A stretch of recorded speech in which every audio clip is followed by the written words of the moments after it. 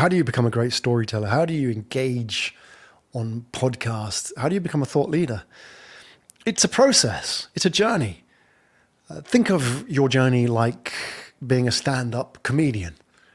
And I've got a lot of respect for stand-up comics, not necessarily because I want to be a comedian myself, but I respect the fact that anybody who can stand in front of an audience and be very vulnerable and expose themselves and put themselves out there has something else, has gone through a lot of their own fears to get to that point. And we look at stand-up comics and we think, wow, they're so talented. They're so funny. How do they do? They seem so natural. And I was watching a documentary about Jerry Seinfeld being, in his comic stand-up journey. Obviously going from stand-up in the clubs of New York in the 70s to, Seinfeld, one of the most successful TV series of all time. And then, still doing his stand-up. And then meeting people like Barack Obama and so on his programs. And you look at that, and I remember distinctly seeing when he was doing a gig, he's wearing a blue shirt like I am today, but he was standing up there in the hot lights in front of an audience. And, sometimes comics go out there and they die, in the comedian sense of the word, that they hit the wrong note with the audience, they get the tumbleweed. But he was doing all of this and he didn't break sweat at all. And I was just amazed. How is that possible? Is this guy just fearless? But when it comes to fear and really becoming a thought leader, the essence of his success is in practice. Because, Jerry Seinfeld has been a comedian for 40 years. And what you see really is the tip of the iceberg. You see somebody who has done this day in, day out, practice their material. What you're not seeing all those gigs that he did when there were like 20 people in the bar, when they had hecklers, when people were drunk and they weren't laughing or talking over him or throwing stuff on stage. You didn't see any of that. You only saw this sort of polished performance. And we all have to go through this as thought leaders as well. When you see great speakers on stage, when you hear people on podcasts, and you think, wow, they're so natural, even their voice, these aren't natural. This took a lot of practice, a lot of time, a lot of rejection to get there.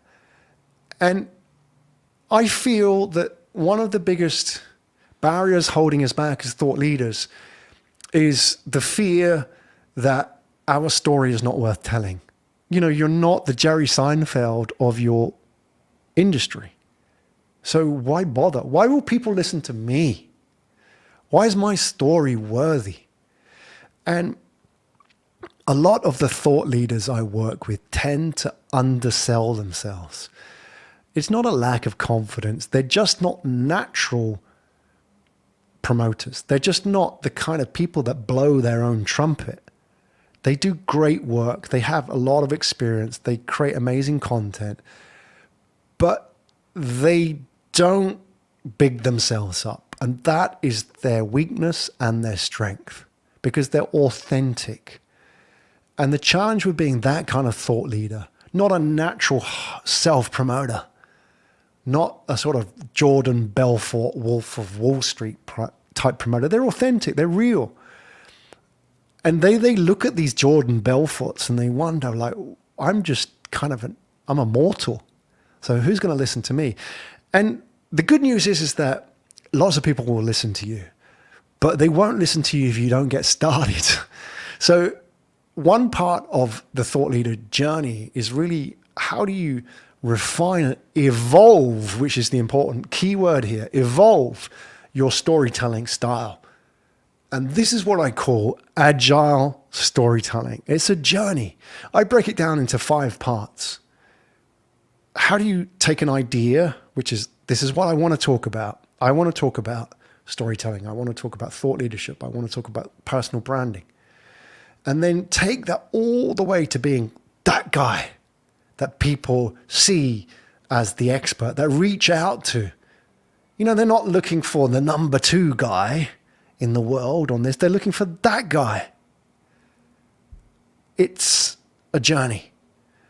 And what I want to share with you is just really what the elements of that journey are. I'm sharing with you, if you're watching on the video, the 5 steps in the Agile Storytelling journey. And if you want access to this video, go to podcastguesting.pro and get access to this episode on thought leadership. What people do is they feel that they have to have a perfected story or even have a book to have a story worth telling. And what I want to put out there is that everybody has a story worth telling. And the challenge is that often by virtue of the fact that they're not telling it because they don't think it's worthy, it's catch-22, they don't actually get validation on it and able to improve it. So when we work with thought leaders on podcast guesting, the focus is always on the start. Get started and iterate. As Einstein said, it's always easier to steer a moving bicycle. So you've got to think about your journey as being on that bike. You've got to pedal and then you can steer the thing once you've got momentum, right? How do you get momentum? Well, you guest on podcasts, you get feedback. You know, I work with my clients on podcast guesting and helping them with their feedback. I'll challenge them. I'll suggest A rather than B. And it might not always be right. It's just a second opinion. Or importantly, I help them couch the terms that they're using in something that's newsworthy. And this is what traditional PR is that, you know, if you were a company and you had a product that you wanted to launch or push out to the market, you would go to a PR agency and what they'll say is, well, we need to find something that's newsworthy about this product. Well, you know, tomorrow is International Women's Day, or Friday is International Cake Day, or Saturday is International, you know, Green Leaf Day, whatever it is that you want to focus on. There's always something newsworthy going on. There's always something that people are interested in. So very recently, one of my clients I work very closely with does some really interesting work in the space of leadership, coaching, and company culture. And what I suggested to him, we had a good brainstorming session, you know, sort of 4 or 5 podcasts in the journey. And I said, you know, what people are really interested in right now from my research is the Great Resignation. People are scared. Business leaders are scared of losing talent. They're trying to make sense of it. Shareholders are scared of losing value. Marketers are scared of the negative equity from ex-employees talking about their business. And potential employees and talent is interested in the future. You know, people are leaving. People are asking questions. Why? Why do I need to work? Why do I need to drive to the office anymore? The Great Resignation is on people's minds. The numbers, if you see them coming out of the US, are huge. And this is everywhere in the world. So people want to understand why. Why is it happening? Please give me a map. Help me understand it. So what effectively you're doing is you're taking on the left-hand side here the key talking points of a thought leader. So maybe that thought leader talks about coaching and leadership and culture and team and all the elements of communication that go into that. And on the right-hand side here, on my right hand, we have what's newsworthy. We have the Great Resignation. We have work from home. We have the future of work, remote work. We have employee mental wellness, etc. And then what we do on an ongoing basis is we pair these two, because maybe these two meet in the middle. Maybe we can couch company culture in the terms of the Great Resignation. And this is what it means to be agile in your storytelling approach. This is what it means to take your content and put it into context.